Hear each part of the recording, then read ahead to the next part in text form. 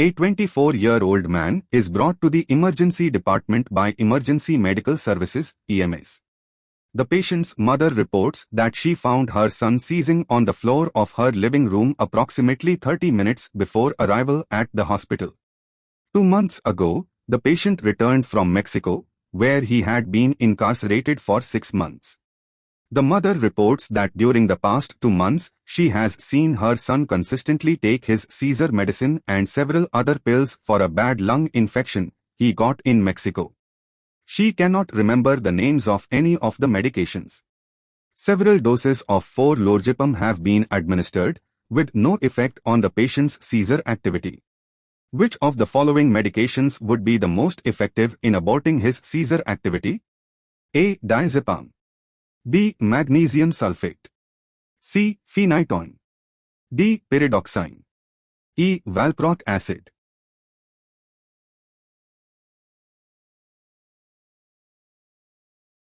Answer is D.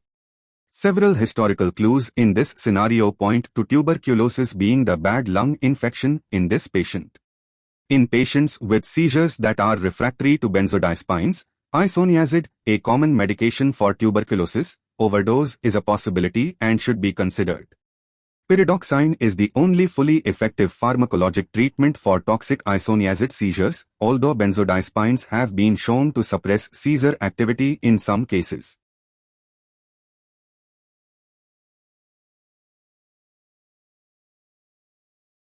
Paramedics present with a 24-year-old woman with a history of epilepsy after a seizure.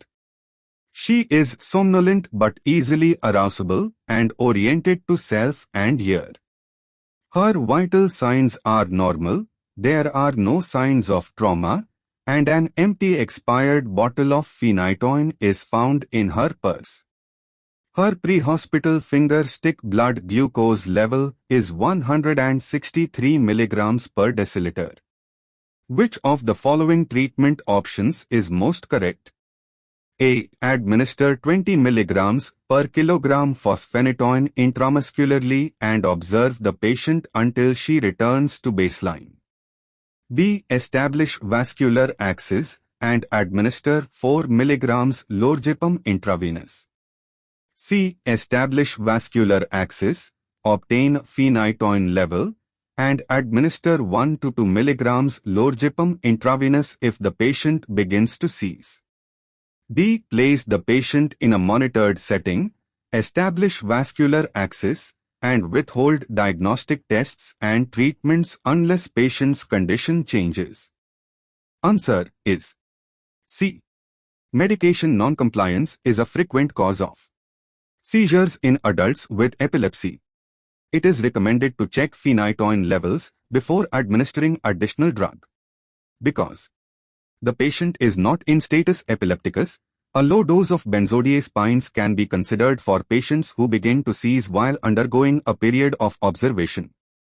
Which of the following is not part of the routine emergency department evaluation and treatment of a 21-year-old healthy woman with a first seizure? A. Discharge with early outpatient neurology follow-up. B. Evaluation of serum electrolyte levels. C. Initiation of antiepileptic drug therapy. D. Performance of cranial computed tomography. Answer is C. Adults presenting with a first seizure should undergo cranial computed tomography and evaluation of serum electrolyte and glucose levels because abnormalities would likely influence disposition while identifying potentially life-threatening conditions. For otherwise healthy adults with normal findings after evaluation, early outpatient follow-up can be considered. In some cases, initiation of antiepileptic drugs can be considered after a first seizure. However, this should be done in consultation with the neurologist responsible for outpatient follow-up. Which of the following findings is uniformly reliable when trying to differentiate a seizure from a syncopal episode? A. Loss of bowel or bladder continence. B. None of these. C. Report of non-purposeful rhythmic movements from bystanders.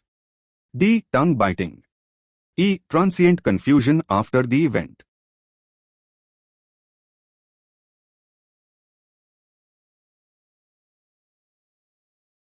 Answer B.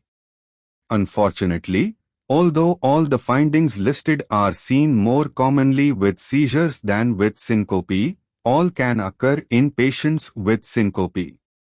Atonic seizures, commonly called drop attacks, are not followed by a postictal state.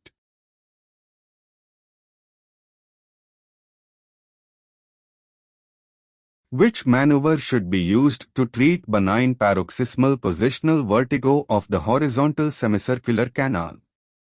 A. Barbecue roll. B. Epley maneuver. C. Hallpike test. D. Head impulse test.